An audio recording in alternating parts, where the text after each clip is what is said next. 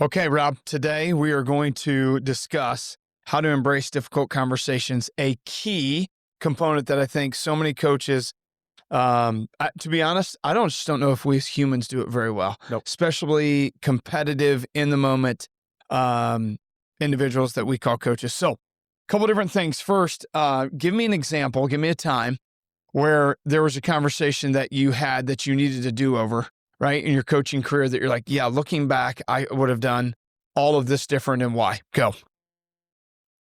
I can think of I can't remember an exact one, but I had an approach that would just lead to worse conflict. Okay. Where I'd almost bait them and then get mad at them for answering how I thought they would. Yeah. You know? Setup guy. Yeah. Almost setup guy and then get on them and say, go after them. And the result would be one of two things. Either it'd elevate the conflict or lead to the kid just totally cowering. Yep. Never in between, kind of creating something like, hey, we're working together on this. Yeah.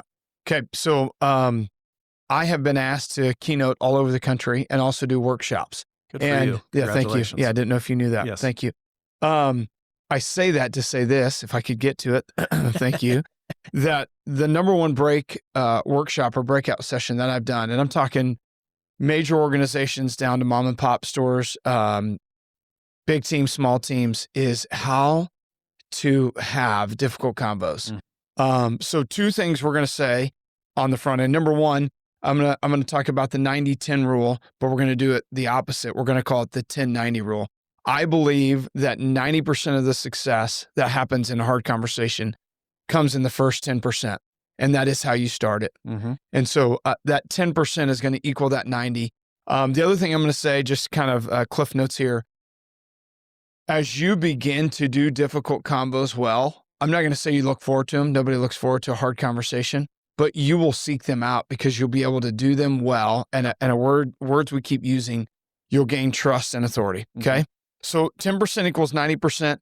How many times have you, and I'm probably more like this than you are, I'm an emotional kind of rowdy squirrel and you're pretty calm in the storm, but how many times, and maybe you know someone like this, there's conflict and immediately, like right there in the moment, they're ready to get after it, hash it out, have it out. Usually doesn't work well. Agreed? Yeah. Okay. So the number one, and I'll ask you this question.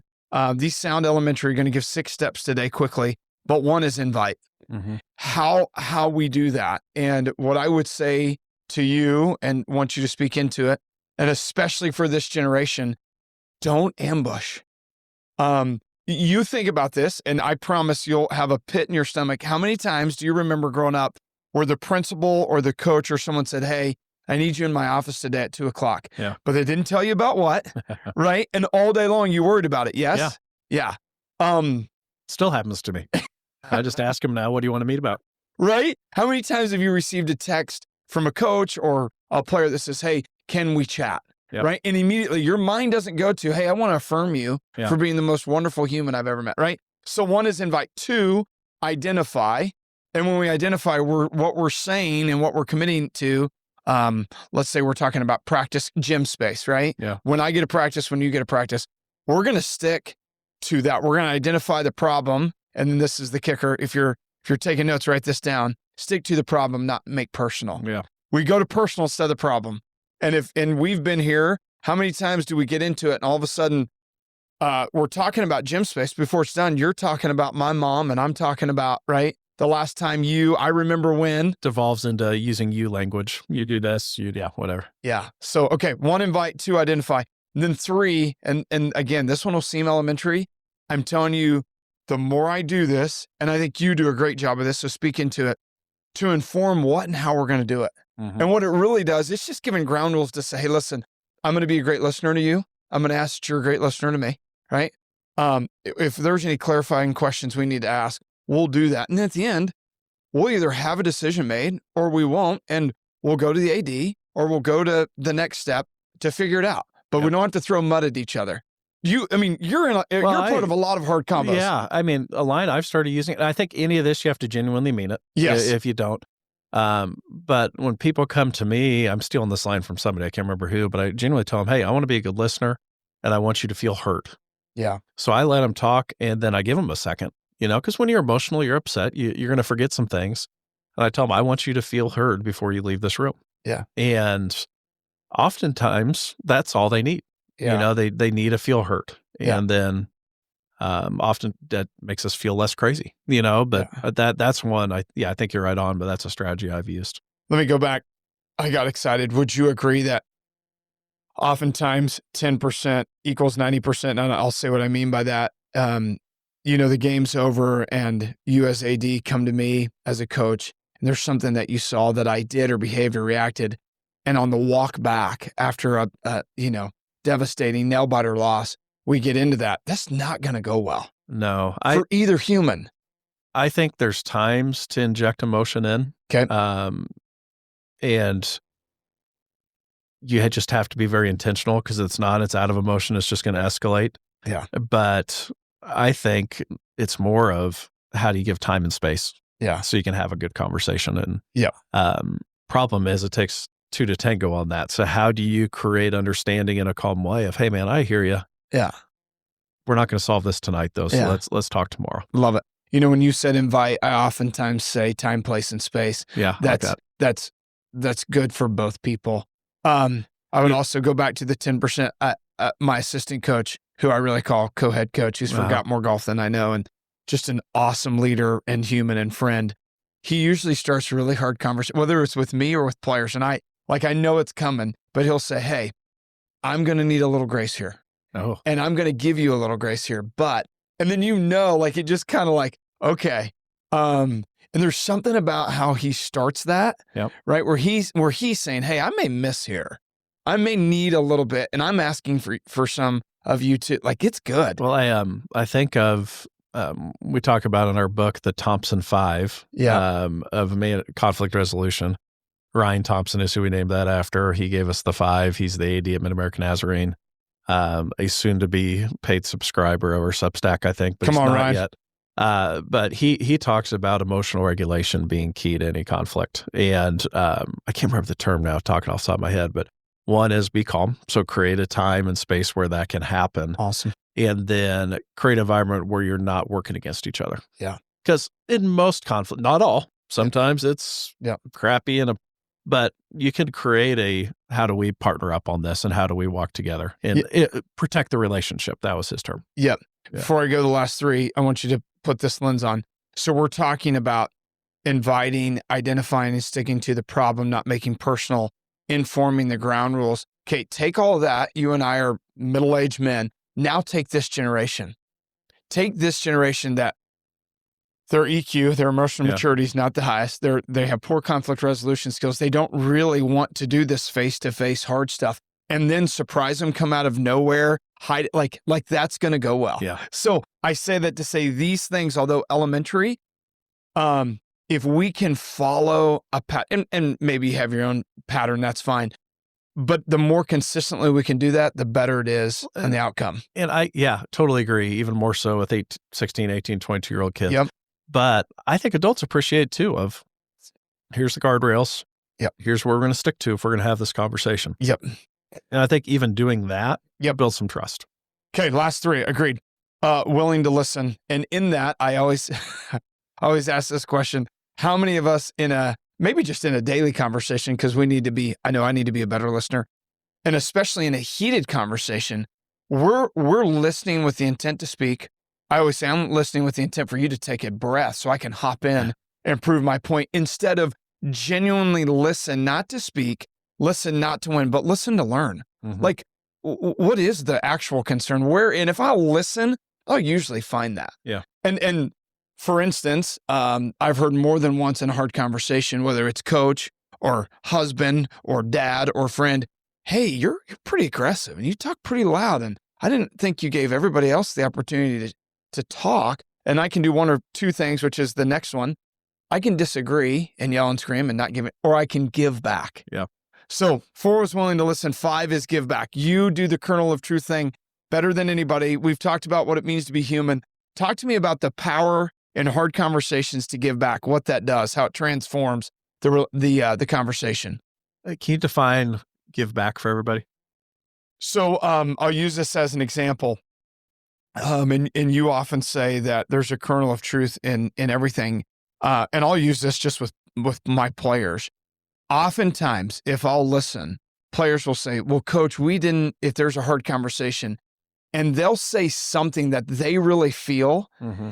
And even if that wasn't my intent, and most of the time it's not, if I can give back to say, hey, you know what, you're right. Hey, you know what, I apologize for. Hey, you know what, that wasn't my intent, but I can sure see how you felt that. Our good friend Scott Mosier would call that taking the low seat. But yeah, and again, it's not agreeing to something that it's giving somebody a small win. There it is. You know, and saying, yeah, I'm not perfect either. There it is. And yeah, I don't know. It's like asking somebody for advice. Nobody dislikes being the expert. Yeah. I think nobody dislikes being told, yeah, I screwed up. You're right on that. Oftentimes when I say give back, I say that other narratives matter. Doesn't mean other narratives are right or wrong, but when I listen and I hear that and I can give back in some small way, it feels like the message comes alive. I stole Dale Faber's, who this line is from. I stole it in a past podcast and said it, but he says coaching is a democracy and things he doesn't care about or don't matter, something like that. And I think that's the same thing here I mean, you don't have to win every fight. Yep. You don't have to win every detail. Yep. And you can be wrong. Yep. And still win the battle or win the war, so to speak. Yep. So yeah, just being transparent and honest and authentic matters there. And picking your battels. Last one, willing to take action. Yeah. So here's the key. And I'm going to say this, especially for athletic directors, coach to coach, peer to peer, right? And you would hope coach to player. The thing that I always say is, okay, however we arrive at that conclusion, what's the next step? Yeah. And if that's coach player, it's, 99.9%, or 100% coach is going to do it. So I always tell my guys, hey, this direction we're going to go. As long as you don't think that's too egregious, abusive, whatever, which it's not, like I'm asking you to hop on board. Can you do that? Right. Mm-hmm. Or if you're working peer to peer, it might say, hey, well, let's let coaches vote on it, or however that looks. But the biggest part of taking action is that you and I commit to talking each other up when we leave the room. Yeah. Like that we can go, I'm thinking, and I won't say any names, I think of a time at the other institution we were at, and it had to do with eligibility and academic standard that we were setting, not a legislative from NJCA or NAI, but that the school was setting. And you were pretty passionate about it. And I had my 1 out of 99. I'm good at those. Yeah. The 1 out of 99. Like, I don't have any memory of this. Well, you don't? If we would have put this into action, this player wouldn't have played or wouldn't been able to be there. Uh-huh. Now, there were 99 others where, it would have really worked and protected the kid. But I had my 1, and we were at it. And at the end, you looked at me and said, I'm here on this. Like, this is what we're going to do. Can you walk out of the room and support me? And I remember, I can't believe you didn't. I still remember we were sitting there, and I said something to the effect of, absolutely. And I appreciate that we can do this. Meaning, same thing I say to my assistant coaches. Yeah. I mean, we're going to encourage each other publicly, privately criticize. Let's get after it. Understanding that we're going to walk out of the room, we're going to be on the same page. Mm-hmm. And so the willing to take action, it doesn't mean I endorse you, your behavior, and that's not what we're saying.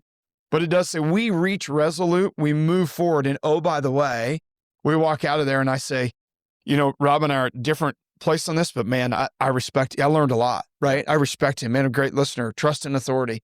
How good a job do you think we do at the last one? I would tell you, I don't think we always do a great job of that, even peer-to-peer coaches. I think often we're so grateful there's something and we're not fighting anymore that we just leave it behind. I always... Like if I with a coach or a coach with a player, mm-hmm. I encourage them of put it in writing somewhere so we don't forget. And if this happens, here's what happens. Mm-hmm. Almost not a contract, but a contract. So it creates expectation of here's what we agreed upon. Yeah. But if we go outside that, here's what will happen. Yeah. Side note, and I'll get off my horse here. I wrote this. Came up with this workshop, which, by the way, none of this is new, right? It's just a little bit organized. Good word for me, organized. I wrote this after a 3-month no talk, no whatever with a person in my life that I would call a hero, like a family member of mine, over the most ridiculous. It was over a vacation spot. And I look back on these and I was the opposite, right? Yep. I was competitive. I was a poor listener, rallied my team, and it did not go well, only to then come back together and say, hey, I'm sorry. Yeah, hey, I'm sorry too. What do we do so we never do this again? Yeah. And that came out. I say that to say this. If we do that, and again, high horse here, if we do that in daily life, we'll be way better with players. Yeah.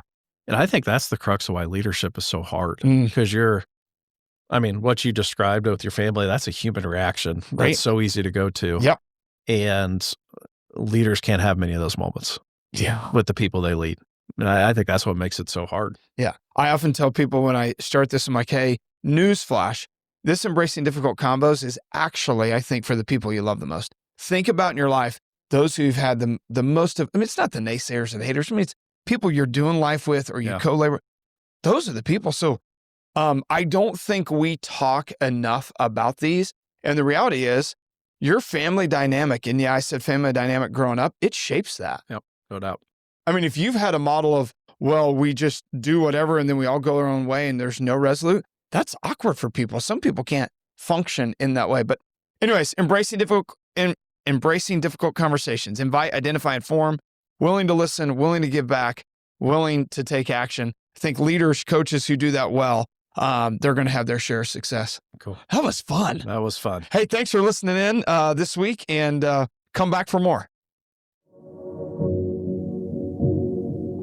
Thank you for listening to another episode of Beyond Coaching. Beyond Coaching is a podcast developed and produced by the Impactful Coaching Project with the support of Friends University. The Impactful Coaching Project seeks to develop coaches that coach the whole person and is the thought leader in coaching the 21st century athlete. The Impactful Coaching Project produces training, information, and research to help coaches improve. To see more information, go to impactfulcoachingproject.substack.com. Thank you.